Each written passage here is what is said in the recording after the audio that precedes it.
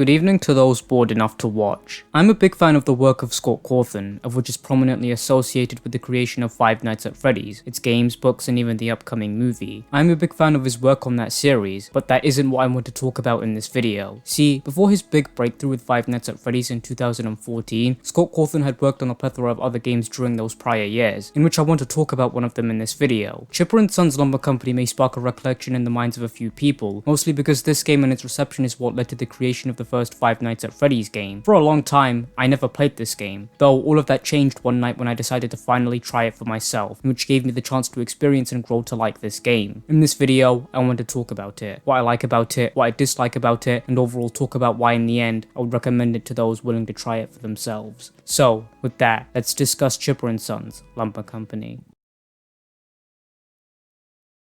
The game begins rather ordinarily, with Mr. Chipper addressing his son, Tyke, who, as a result of now being old enough, is now being thrown out into the world of work as a lumberjack. He details many things, such as his own recollections of when he was Tyke's age and blowing up termite mounds. He also mentions a war with these termites, in which he details the many experiences before passing it off as a joke and warning Tyke not to trust a termite if he sees one. After all, they might have a meteor. With that, we're sent out into the world of Chipper & Sons, in which it's a very lively one. We can cut trees, interact with the many creatures of the forest, cut more trees, build things with the wood we collect, and cut more trees.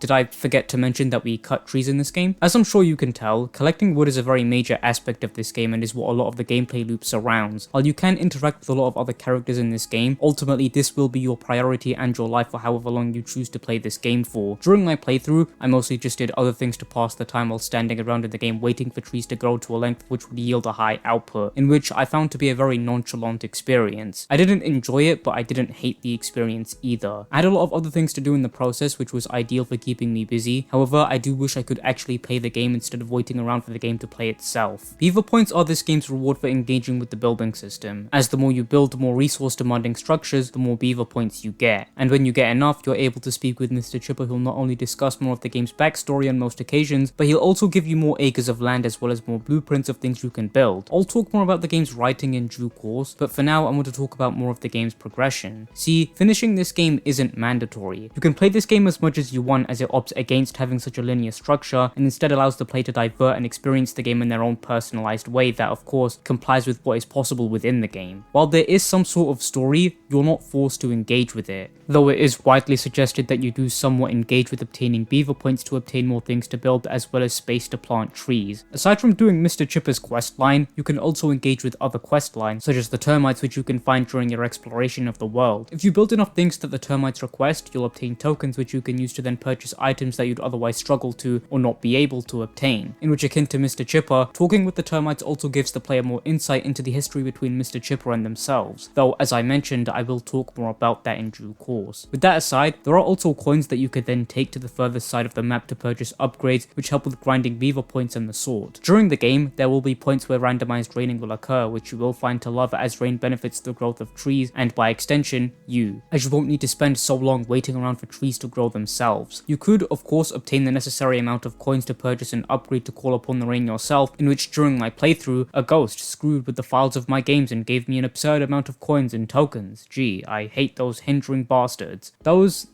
silly sly scallywags. So imprudent of them to give me such an absurd amount of coins necessary for buying these upgrades. Teehee, twiddles my thumbs. Alright, moving on. Jesting aside, obtaining these upgrades really allowed for me to enjoy the game more, simply because it allowed for me to spend less time waiting around and more time actually playing the game. Just a word of advice for anyone watching, if your hand starts to hurt when you're doing something, that probably means you've been doing it for too long. Perhaps I spent a bit too long playing this game, but regardless. One of the many other things you can do is play through these mini-games accessible to you at certain points of the games by interacting with other animals in that area. For example, interacting with the termites can sometimes allow for you to play through this maze in which you need to find a red diamond. If you're successful, then you're awarded a red seed which allows for you to grow more red trees often, of which is a type of wood in the game. While I feel as though these mini-games are fun and interesting pieces of content to engage with should the player feel like it, I feel as though that is all they're good for, which making them mandatory for Mr. Chipper's questline felt unnecessary in my opinion. I spent a good portion of time wandering around and reloading different parts of the map in hopes that the character I needed gave the opportunity to play through one of their mini-games, since it's randomized and opportunities to play through them will never exact in when you'll get such a chance, meaning you'll need to wait around or loading in different parts of the map hoping to get one. I personally got tired of waiting at one point and, whoops, those darn ghosts again went and tampered with the files once more. It appears they skipped the mission entirely. Oh goodness gracious, how could they? Another thing I do want to talk about briefly is the controls. See, this game was originally made for mobile devices, in which it was subsequently re-released to Game Jolt by Cawthon, in which to accommodate for PC users now being the platform that this game would be played on, the control scheme now involves you as the player clicking buttons on the screen which depict their respective function. For example, these two directional buttons here indicating moving left or right. While this would work on a mobile screen, it does not work for PC users. While I can understand why such a simple and quick solution was used rather than reprogramming the game to involve keyboard controls, that being perhaps Scott Cawthon didn't want to spend more time with this game than he needed to, these controls do prove to be quite troublesome for PC users, in which I definitely began to face somewhat in my playthrough. See, when you leave wood uncollected and reload a specific part of the map it was found in, it despawns. Knowing this, I'm sure it'll be easy to discern how I felt when I accidentally loaded a different part of the map without collecting the wood from the tree I just cut down. In the end, while this issue can be a hindrance at times, in the grand scheme of things it definitely is something I can get used to. With that, I do want to talk about some of the lore surrounding this game. Mr. Chipper is quite the character. As mentioned, the more beaver points you obtain throughout the game, the more interactions you can have with Mr. Chipper, in which he'll talk about all sorts of things before giving you more blueprints for structures you can build, acres of land, while also finding a date for his young lad Tyke. Brief comedic sections in the game which result in the same thing happening each time. Tyke goes on the date and while looking at his face clearly implies that he'd love for nothing more than to sit and chat with these fine ladies. Those pestering ghosts kidnap him and take him away with the current of the wind. Gee, this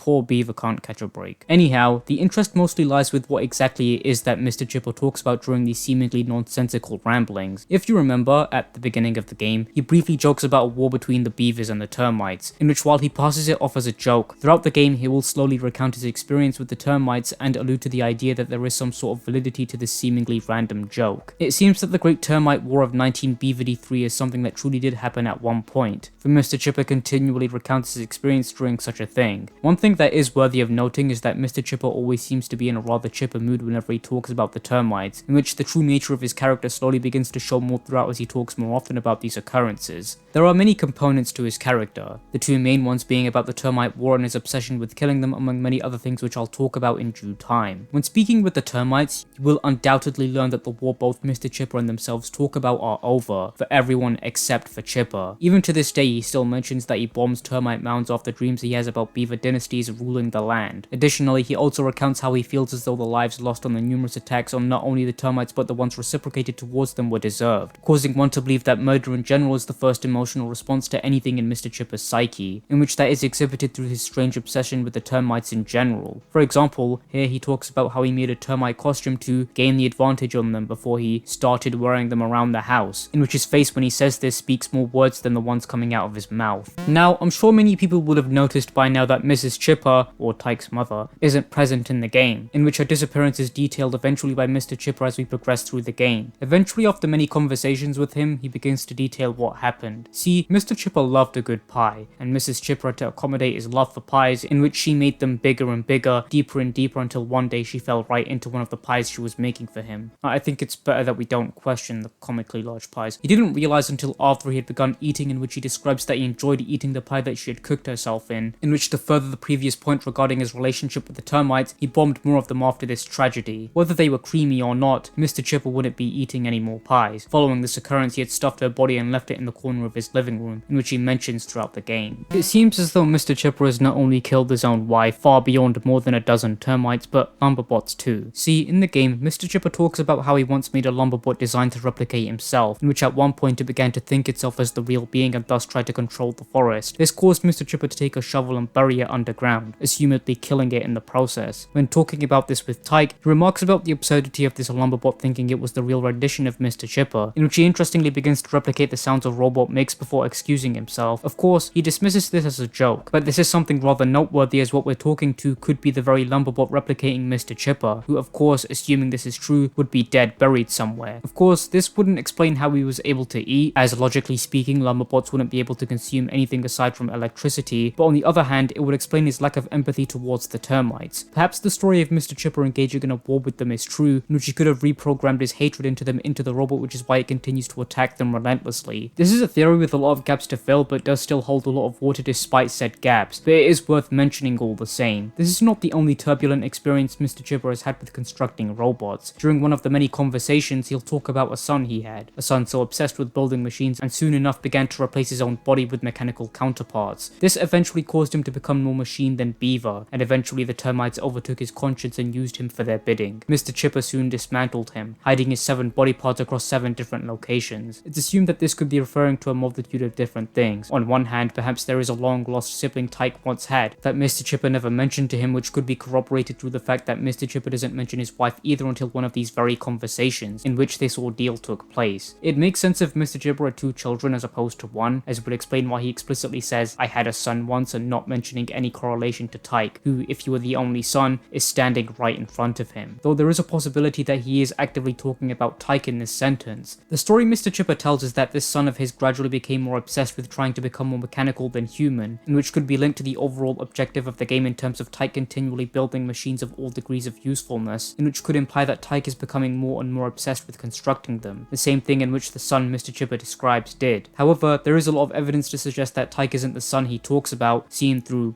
well, if he was, he'd be 6 feet under an acre of land, though such a possibility is worth bringing up. One of the many details I like about this game is that if you go to the furthest side of the map, you'll find this quaint area that is the shop for upgrades, in which in the background you can see abandoned robots, and which contribute to the overall abandoned feeling that this area has. It's certainly an interesting detail, and while who these robots belong to is never made clear, it could be implied to belong to Mr. Chipper, seeing through how much trouble he has with these mechanical mischief makers in the past, though aside from that there really is no other evidence. Additionally, another thing worth mentioning is a character by the name of Fun Fungal, a mushroom who can be found at the bottom of this bridge. During one of the many interactions you have with him, he mentions that he used to make things out of wood too, until one day he awoke and he was a mushroom. Perhaps he was the son mentioned by Mr. Chipper, once a fellow beaver now reduced to a mushroom at the bottom of a bridge. Even when interacting with those around him, they mention that he isn't to be trusted, which further adds to his rather unnerving nature as a character. With that though, I don't really have anything more I want to mention regarding this section of the game, so with that, let's move on to the extras.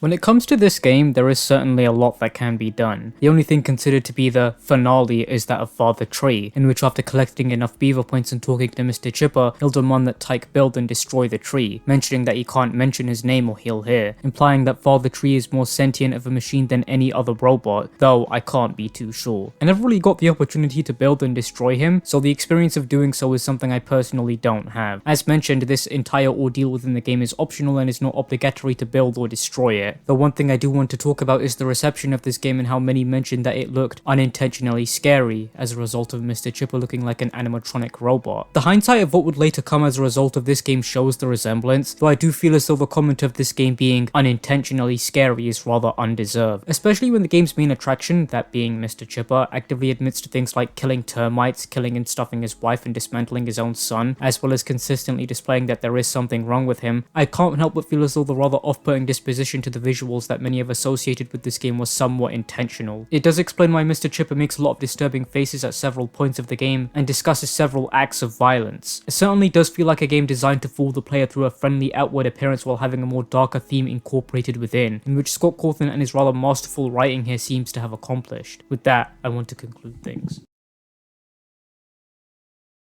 Upon release, Chipper & Sons Lumber Company was heavily criticized, in which led to the creation of a phenomenon that was Five Nights at Freddy's, though I think that even with this series being so prominent, this game doesn't deserve to be forgotten. It genuinely was a great experience for me that was fun despite its issues, and I couldn't recommend this experience more. Not only is it a way to see where arguably one of the biggest horror icons of the mid-2010s originated from, but as a standalone experience, I think that this game stands tall. It has its issues, of which I've outlined in this video, but in the end, I would recommend Chipper & Sons Lumber Company. It is absolutely worth your time. So, there's the video. I hope you all enjoyed it. I first want to give a massive thank you to Invaders on Reddit, who made a really well organized and constructed post on Reddit discussing the themes in this game, of which certainly was a great read and inspiration for this video. I'll leave a link to it in the description for those interested. If you want to view the list of games I want to make videos about in the future, you can always do so through the link in the description. Additionally, if you want to follow me, then my socials will be linked in the description, as well as any afterthoughts or messages messages I may want to add. With that, I haven't really got much else I want to add, so I'll see you all in my next video. I hope you all enjoyed the video, and I wish you all a very pleasant evening.